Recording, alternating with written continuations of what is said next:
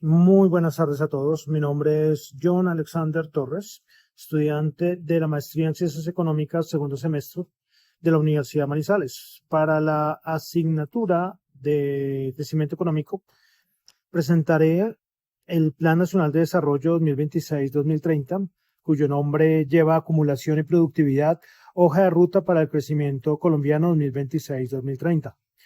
La estructura del video, la presentación, se basará primero en una introducción, luego haremos un diagnóstico de las variables macroeconómicas para luego pasar a la parte teórica de los dos conceptos teóricos que será la base del Plan Nacional de Desarrollo, para luego pasar a los programas, hablar un poco de ellos, luego pasar a la parte de comparar lo sucedido con otros países para finalmente llegar a la conclusión.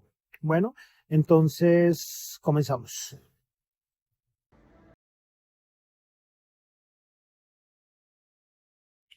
Bueno, iniciamos con la introducción y planteamos tres cosas. Primero, la economía colombiana atraviesa un ciclo de bajo crecimiento, eso lo vamos a verificar ahora con ciertos datos macroeconómicos. Segundo, a su vez, con otros datos macroeconómicos, vamos a hablar sobre la productividad, las brechas de productividad, informalidad y desigualdad territorial. Y luego, lógicamente, pues presentar lo que es en sí el plan de desarrollo, lógicamente basado en los conceptos teóricos de Solow y de Mankiw-Romein-Way.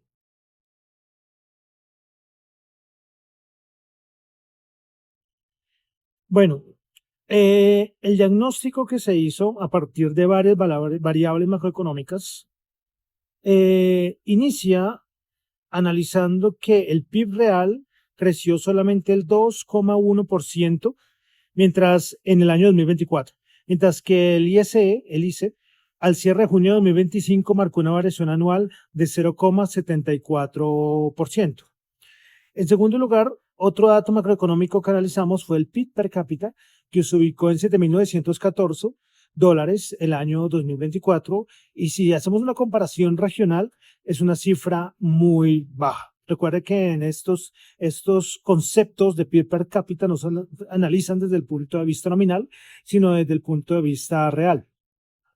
Bueno, el tercer variable que hicimos en nuestro diagnóstico fue la inversión productiva representada por la formación bruta de capital fijo, que fue el 1,7% del Producto Interno Bruto. Recordemos que la formación bruta de capital fijo es una medida muy importante, ya que abarca y se analiza cuánto invierte una economía en bienes de capital duradero, sea infraestructura, carreteras, etcétera, que serán usados para producciones futuras. Entonces, ¿cuál es la clave de este FBSF? Y es que esta acumulación de capital físico en el modelo de Solow tiene una relación muy directa, ¿vale? Entonces, por eso le damos una importancia.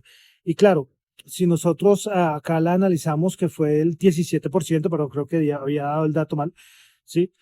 Bueno, entonces el 2024 fue apenas del 17%, lo cual, si lo comparamos con otras economías emergentes que superan el 20%, Colombia tiene cierto retraso. Bueno, continuamos con otra variable macro que es el capital humano, y eso lo vemos más en la parte de la cobertura de la educación, de la cobertura de la educación superior, que fue el 57,5, ¿sí? Pero si miramos el dato un poco más específico, encontramos grandes brechas entre la parte urbana y rural. Después también encontramos el dato de formalidad laboral, que ya ha sido muy mencionado tanto en la asignatura como en medios de comunicación, y es que está muy alta, en niveles del 55%. Bueno, otro dato que podría haberlo ubicado en la parte anterior, en la parte de educación superior, que es el puntaje promedio de las pruebas Saber 11, que está muy ligado a la parte de la educación superior, que fue apenas de 259 puntos en 2024. Y finalmente, analizamos otros puntos, y es la parte de concentración del PIB, y es que el 50% del PIB nacional se encuentra entre Bogotá, Antioquia y Valle, lo que refleja una gran desigualdad territorial estructural. Y finalmente, hablamos de pobreza dimensional, que en 2024 indicaba que el 11,5% de los colombianos seguían en pobreza multidimensional. Y si vamos a analizar cifras rurales, la cifra supera el 24%. Vale decir que la pobreza multidimensional eh, es mucho más grande, en una medida mucho más grande, más amplia que la pobreza por ingresos, ¿sí? Ya que esta estudia carencias en aspectos como educación, salud, vivienda, empleo formal y servicios públicos. Sí, entonces por eso se llama, exactamente por eso se llama multidimensional. ¿Y por qué le damos tanta importancia? Porque resalto de la pobreza multidimensional, porque es que esta en nuestro plan evidencia que incluso cuando hay ingresos mínimos, muchas personas siguen excluidas de los planes de desarrollo. Sí, entonces, claro, esto hace que precisamente nuestro plan lleve a formular programas que acojan a la parte humana y la parte territorial. Bueno, entonces por eso le doy cierta importancia a esta pobreza multidimensional.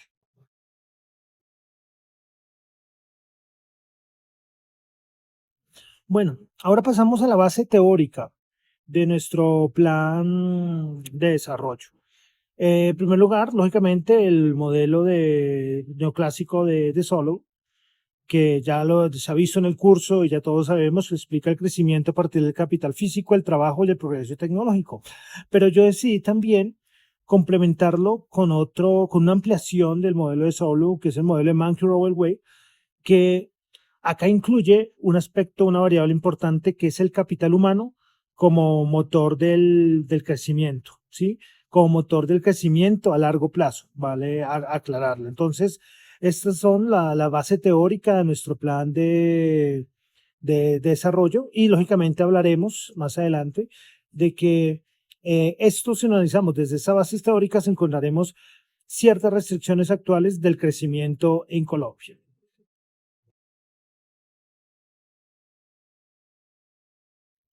Bueno, continuando con esa explicación teórica, a continuación vemos un gráfico 3D de la función Cobb-Douglas. Entonces aquí ya es la segunda parte cuando hablaba de la ampliación del modelo de Solow. Y entonces aquí vamos a tratar de hacer una explicación. Bueno, entonces ustedes ven una visualización 3D de la función de producción Cobb-Douglas, pero con la variable que hablamos en su momento, que era incluir la parte capital humano. Entonces, esta gráfica representa cómo varía el producto total en una economía, que ustedes ven que es el eje vertical, el output, en función de dos insumos, el capital físico y el capital humano. Se puede observar que el gráfico forma una superficie ascendente donde tanto aumentos en capital físico como en capital humano contribuyen al crecimiento del producto, del output. La curvatura muestra que existen rendimientos decrecientes individuales, pero que el crecimiento puede mantenerse si se acumulan ambos factores en forma simultánea. Entonces esto, si hiciéramos un análisis del contexto colombiano, esto significa que invertir solo en infraestructura sin mejorar el talento humano tiende a rendimientos limitados y lo mismo viceversa, ¿vale? Entonces, este gráfico, esta parte de incluir la parte del factor humano, refuerza el principal centro de nuestra propuesta. Y es que Colombia solo crecerá de forma sostenida si combina inversión en capital físico y humano, lógicamente de forma estratégica y con enfoque territorial.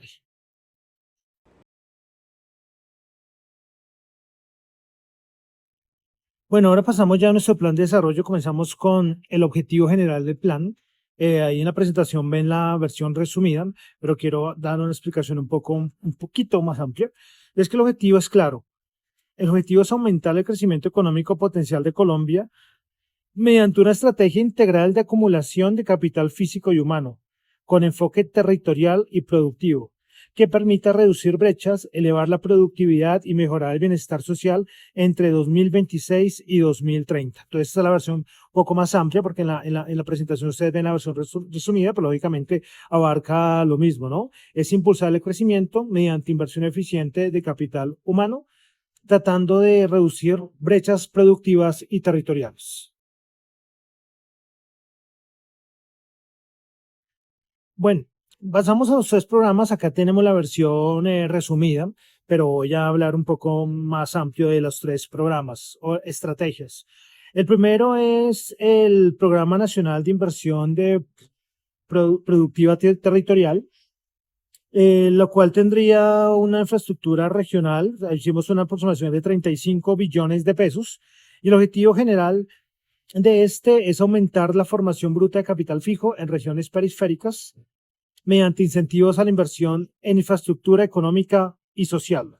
Lógicamente, en el trabajo aparece un poco más descriptivo. En segundo lugar, la segunda estrategia, programa, es Colombia Educa y Produce, programa integral de capital humano.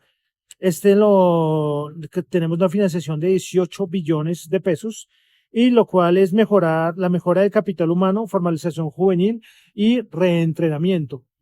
Entonces, claro, aquí hablamos de mejorar la calidad de capital humano mediante la expansión de la cobertura de educación media y superior, formación técnico-laboral y reducción de la informalidad laboral. Y en tercer lugar, nuestro tercer programa es el programa de formalización productiva y digitalización de MIPYME, que su idea es reducir la informalidad laboral mediante acompañamiento técnico, alivios tributarios y acceso digital a mercados. Esto es una financiación de 3 billones de pesos. Entonces, estos serían los tres, de una manera resumida, ¿no? Los tres programas que se basaría en nuestro plan de desarrollo.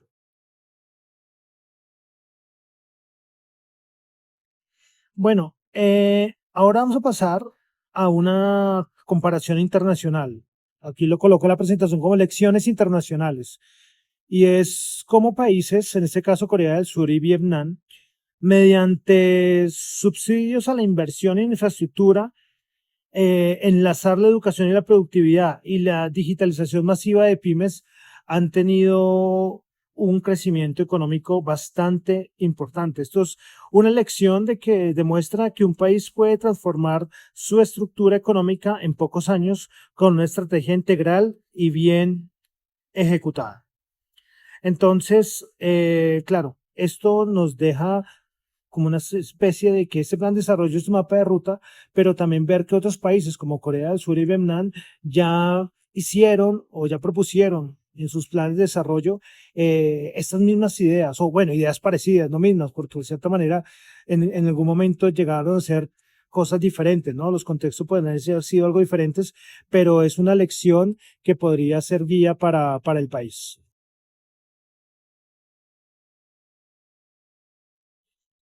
Bueno, entonces ya como conclusiones, eh, tenemos las siguientes. El crecimiento sostenible exige inversión en capital físico y humano. Este plan combina teoría, diagnóstico y propuestas viables. Y tercero, una hoja de ruta clara para una Colombia más productiva e inclusiva. Es que cada estrategia que hablamos de nuestro plan está directamente conectada con una restricción clave del diagnóstico. La baja inversión se puede contrarrestar con inversión territorial. El débil capital humano o la calidad del capital humano se responde con formación técnica y educativa. Y la alta informalidad se responde con formalización digital. Entonces, la conclusión es que tenemos un plan que está articulado entre el diagnóstico, la teoría y las acciones que se consideran consistentes y sólidas.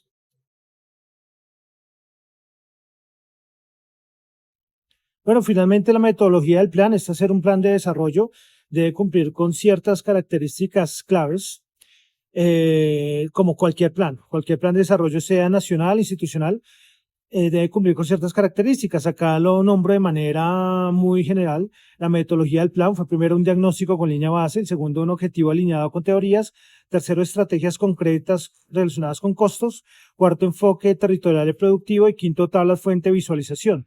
Yo utilicé una estrategia SMART, la estrategia SMART, que es específico, medible, alcanzable, relevante y el time out, que es el tiempo en que se llevaría a cabo. Entonces, vale aclarar que esta fue la metodología del plan.